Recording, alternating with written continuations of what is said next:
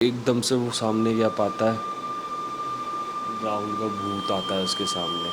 उसके दोस्त उसको देख के हैरान हो जाते कि क्या हुआ, क्योंकि वो सिर्फ समीर को ही दिखा था राहुल का भूत। उसके समीर और उसके दोस्त बहुत ज़्यादा डर गए थे। अब यहाँ पर समीर नीचे भागता है, फटाफट सीढ़ियों से उतरते और दोस्तों को नहीं दिखा। यहाँ पर बहुत ही ज़्यादा डर चुका था समीर।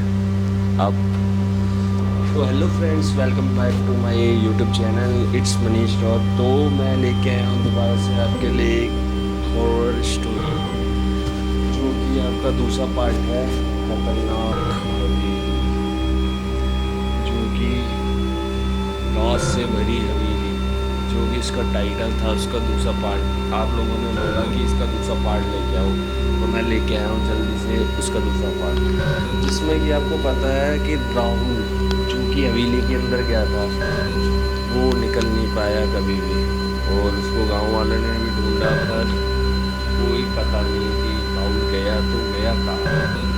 अब कहानी इसका जो स्टोरी है, हॉरर स्टोरी सेकंड पार्ट, चलो सुनते हैं इस पूरी स्टोरी को कि आगे क्या हुआ था। तो वहाँ पर जो गांव के लोग थे, राहुल के जाने के बाद राहुल की बहुत याद आती थी इनको, क्योंकि बहुत ही ज़्यादा मेल जोल था राहुल के साथ। वो बहुत ज़्यादा अच्छा लड़का था, तो राहुल की गांव वालों को याद आती, क्योंकि हर किसी की मदद करता था राहुल।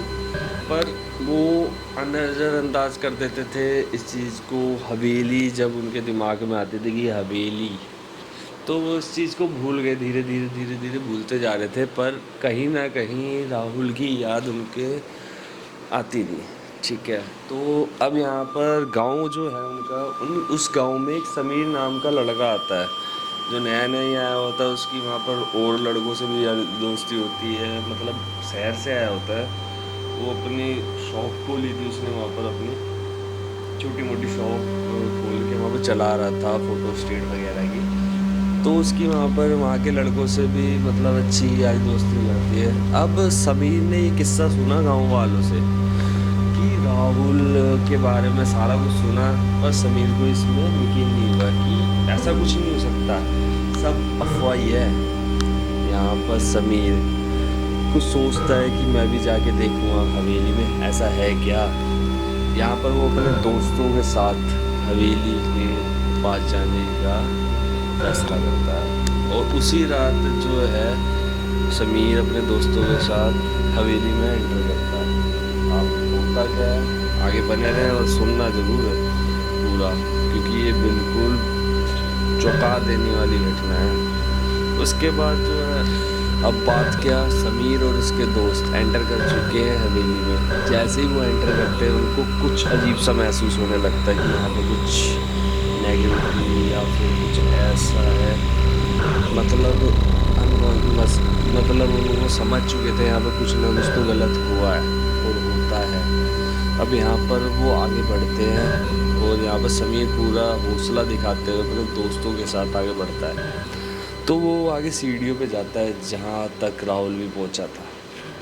अब बारी है, अब आगे चलते चलते समीर सबसे आगे था, दोस्त उसके पीछे पीछे, सब एक साथ थे, एकता थी। ठीक है, वो आगे बढ़े, और वो जब उस मेज़ पे पहुँचे जिस पे वो जो किताब थी जो राहुल ने पढ़ी थी, वो वैसी की वैसी पड़ी थी, और उसके अंदर से एक अजीब सी रोशनी निकल रही थी। अब यहाँ पर समीर ने उस किताब को खोला और पढ़ने लगा। उस किताब में जो लिखा था वो सारा समीर और उसके दोस्तों ने पढ़ा।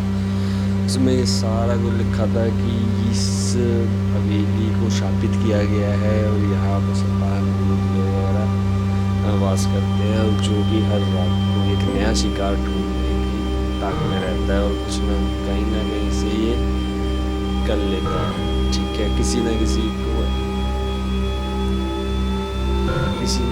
को पकड़ के मार देता है, ऐसा कुछ लिखा था। वो बहुत ज़्यादा डर गया था। यहाँ पर समीर के जो पसीने, मैं भाइयों बता रहा हूँ कसम से, खतरनाक। आपके भी गूज़बम्प आ चुके होंगे, आपके भी लोग पकड़े होंगे। तो आगे सुनते हैं। यहाँ पर क्या, समीर समीर धीरे धीरे पीछे हटने लगता है। उतने में बाहर से अंदर से ऐसे चिल्लाने की आवाज़ आती है जैसे कि कम से कम 7 से 8 मतलब ऐसे चिल्लाने की आवाज़ ही मतलब आपने सुनी होगी मतलब एक हंसी डरावनी हंसी मतलब चारों तरफ से आ रही है, 6 तरफ से मतलब अगर 8 तरफ से आ रही है तो मतलब हमारा कान ही बताता है इधर से उधर डायरेक्शन बताता है। तो ऐसे ही आ रही थी। उसके दो समीर और उसके दोस्त बहुत ज़्यादा डर गए थे। अब यहाँ पर समीर नीचे भागता है फटाफट सीढ़ियों से उतरते और एकदम से वो सामने क्या पाता है, राहुल का भूत आता है उसके सामने। एकदम से उसको एक झलक दिखाई देती है और उसके बाद समीर नीचे गिर जाता है। उसके दोस्त उसको देख के हैरान हो जाते कि क्या हुआ, क्योंकि वो सिर्फ समीर को ही दिखा था राहुल का भूत, उसके दोस्तों को नहीं दिखा। यहाँ पर बहुत ही ज़्यादा डर चुका था समीर। अब समीर कैसे न कैसे हिम्मत करता है और भागता है, पर उसके दोस्त और उसके पैर जाम हो जाते हैं। वहाँ पर पैर जाम हो जाते हैं और एकदम से उसे अलग अलग आवाज़ें सुनाई देती है, जैसे कि उसे एक अलग अलग आवाज़ें सुनाई देने लगी थी। उसने राहुल को देख ही लिया था, अब उसे और भी चीज़ें दिखने और अब उसके दोस्त भी इसे और उसके दोस्तों को भी पकड़ लिया था, जकड़ लिया था। अब यहाँ समीर बहुत ज़्यादा डर गया था, पर समीर ने बहुत ही ज़्यादा हिम्मत की। उसके पास एक अपना ताबीज़ था, ताबीज़ को उसने निकाल के ठीक है दुआ हुआ फरमाई समीर ने।